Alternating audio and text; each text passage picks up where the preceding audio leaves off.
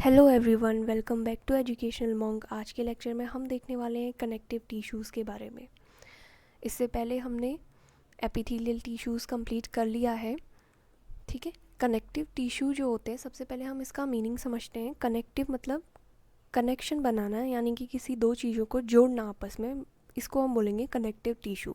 तो connective tissue यहाँ पे इसके फर्दर पार्ट्स जो हैं, areolar tissue, adipose tissue, bone, tendon, ligament, cartilage and blood. ठीक है, कनेक्टिव टिश्यू जो होता है इन 7 पार्ट्स में डिवाइड होता है। टेंडन, यहाँ पे मैंने MBT क्यों लिखा है टेंडन के पास? MBT का मतलब है मसल जब बोन से अटैच्ड होती है तो वो टेंडन के थ्रू अटैच्ड होती है।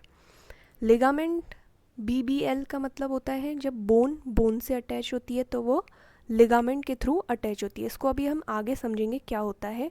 ठीक है, ये एक कोड है जो आप याद कर सकते हैं। ठीक है, आगे समझते हैं।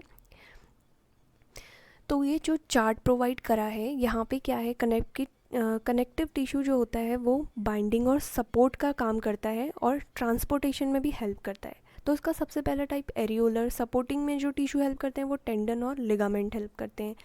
एडिपोज टिश्यू, देन स्केलेटल में जो आता है वो होता है कार्टिलेज और बोन। फ्लूइड कनेक्टिव टिश्यू जो होता है, पहला होता है ब्लड और लिम्फ के बारे में हम यहाँ पे पढ़ेंगे नहीं क्योंकि NCERT में दिया नहीं है। तो ये क्या होता है, कनेक्टिव टिश्यू का पूरा चार्ट है जो बाइंडिंग, सपोर्टिंग एंड ट्रांसपोर्ट में हेल्प करता है। नेक्स्ट देखते हैं, सबसे पहले कनेक्टिव टिश्यू होते क्या हैं।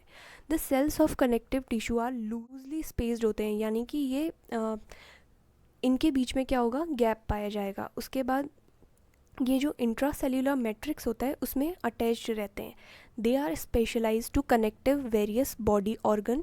ठीक है, ये जो कनेक्टिव टिश्यू होते हैं वो बहुत सारे बॉडी ऑर्गन से क्या रहते हैं, कनेक्टेड रहते हैं, जैसे कि blood, bones, cartilage, ligament and tendons. ठीक है, ये इसके एग्जाम्पल हैं। सबसे पहले हम देखेंगे प्लाज्मा। ठीक है, प्लाज्मा, ब्लड के अंदर प्लाज्मा आता है। तो प्लाज्मा क्या होता है, एक फ्लूइड होता है या लिक्विड हम कह सकते हैं, जो कि ब्लड के मैट्रिक्स में पाया जाता है। इसे हम क्या कहते हैं, प्लाज्मा कहते हैं। ब्लड के मैट्रिक्स में जो फ्लूइड पाया जाता है उसे हम प्लाज्मा कहते हैं। प्लाज्मा किस कलर का होता है, येलोइश कलर का होता है। ठीक है, उसके बाद plasma contains 3 types of blood cells. ठीक है, प्लाज्मा कितने तरीके के ब्लड सेल्स को कंटेन करता है, 3 टाइप्स के। पहला होता है RBC, जिसको हम रेड ब्लड सेल्स भी कहते हैं। उसके बाद होता है WBC, जिसे हम वाइट ब्लड सेल्स भी कहते हैं। और फिर प्लेटलेट्स। ठीक है, तो ये 3 चीज़ें कहाँ पे पाई जा रही हैं, प्लाज्मा में पाई जाती हैं। ओके, सो ये है कनेक्टिव टिश्यू का डायग्राम। इसमें क्या क्या आ जाता है, कनेक्टिव टिश्यू के अंदर कोलेजन फाइबर्स आपको मिलते हैं, मेलानोसाइट्स ये भी देखने को मिलता है, फैट सेल्स भी मिलती हैं, lymphocyte, elastic fibres, mast cell, macrophages, reticular fibres, capillary. अगर आपसे पूछा जाए कि इन किसी भी टिश्यूज़ के नाम, तो ये सारे किधर आते हैं, कनेक्टिव टिश्यू के अंदर आते हैं। कनेक्टिव टिश्यू के डायग्राम यहाँ पे इससे दिखाया गया है कि कौन सा टिश्यू कहाँ पे पाया जाता है। लूज कनेक्टिव टिश्यू, ठीक है, ये रहा लूज कनेक्टिव टिश्यू जो कि मसल और स्किन के बीच में पाया जाता है। ठीक है, अंडर द स्किन। उसके बाद एडिपोज टिश्यू, ये सारे कनेक्टिव टिश्यू के पार्ट्स हैं। एडिपोज टिश्यू जो कि फैट ड्रॉपलेट्स को क्या करता है, कंटेन करता है, और इसमें सेल का न्यूक्लियस भी मिलेगा। उसके बाद ब्लड सेल, ब्लड क्या क्या कंटेन करता है, plasma, red blood cell and white blood cell.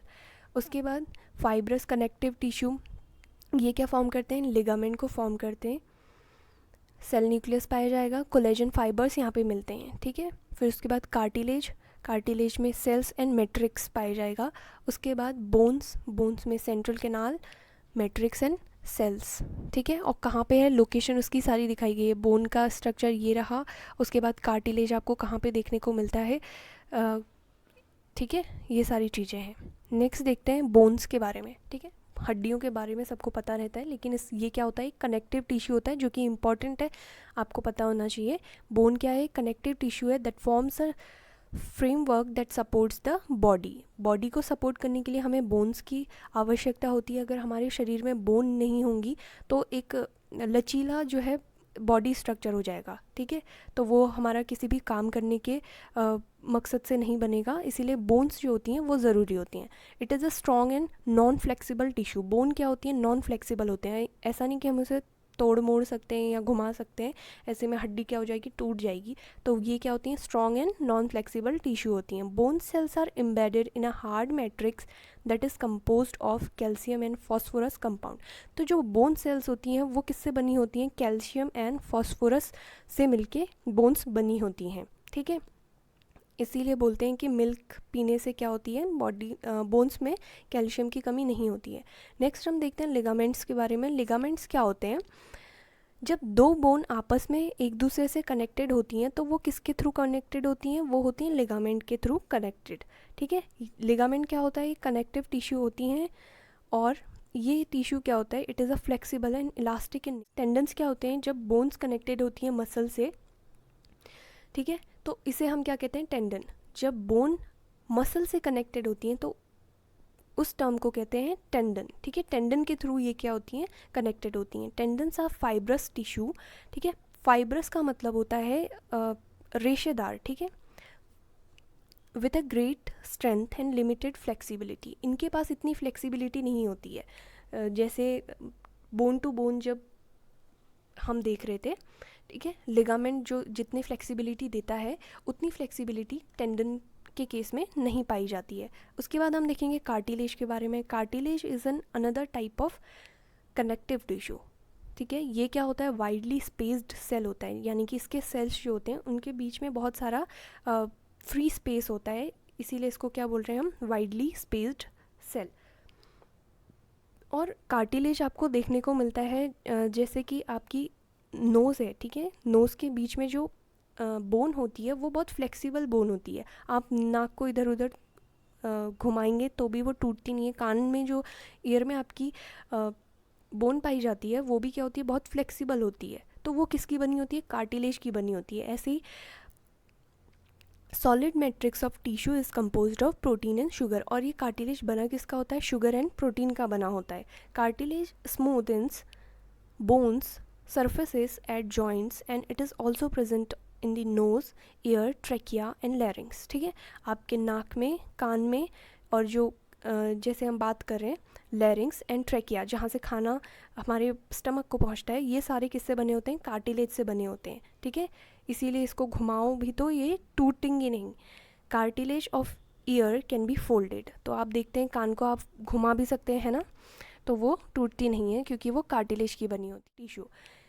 Areolar tissue क्या होता है, it is found between the skin and muscles, ठीक है। आपकी जो स्किन होती है और मसल एरिया होता है उसके बीच में एरियोलर टिश्यू पाया जाता है। Around the blood vessels nerves, कहाँ पे पाए जाते हैं, ब्लड वेसल्स जो होती हैं और नर्व्स में एरियोलर टिश्यू पाया जाता है।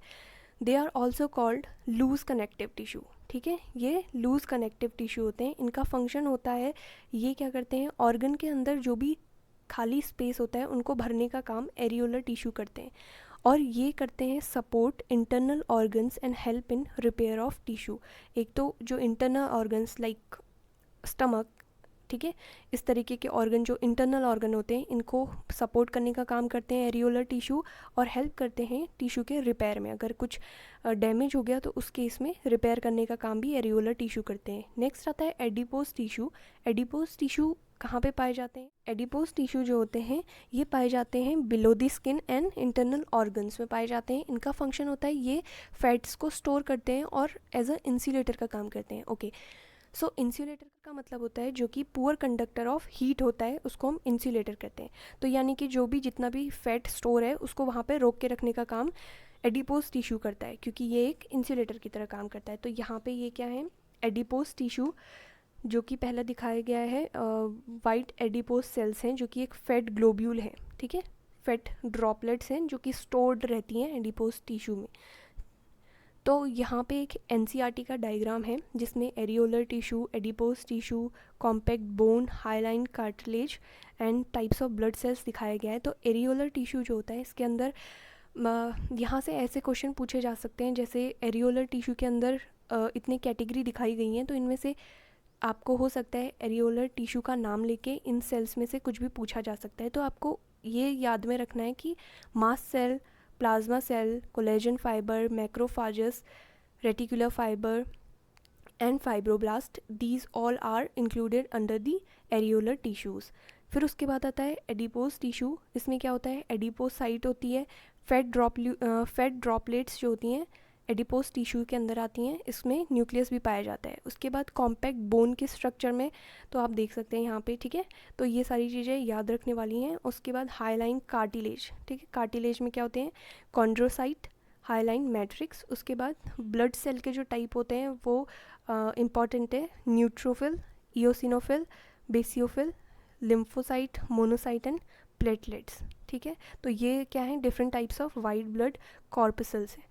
तो ये आपको ध्यान में रखने हैं, क्योंकि हो सकता है एग्ज़ाम में एग्जामिनर जो है इस तरीके से क्वेश्चन भी बना के आपको पूछ दे कि macrophage comes under the which tissue. तो आपको पता होना चाहिए एरियोलर टिश्यू में पाया जाता है। तो ये हमने देखा कनेक्टिव टिश्यू के बारे में। अब हम जो नेक्स्ट पढ़ेंगे वो होगा muscular tissue and then nervous tissue, ठीक है। Thank you so much.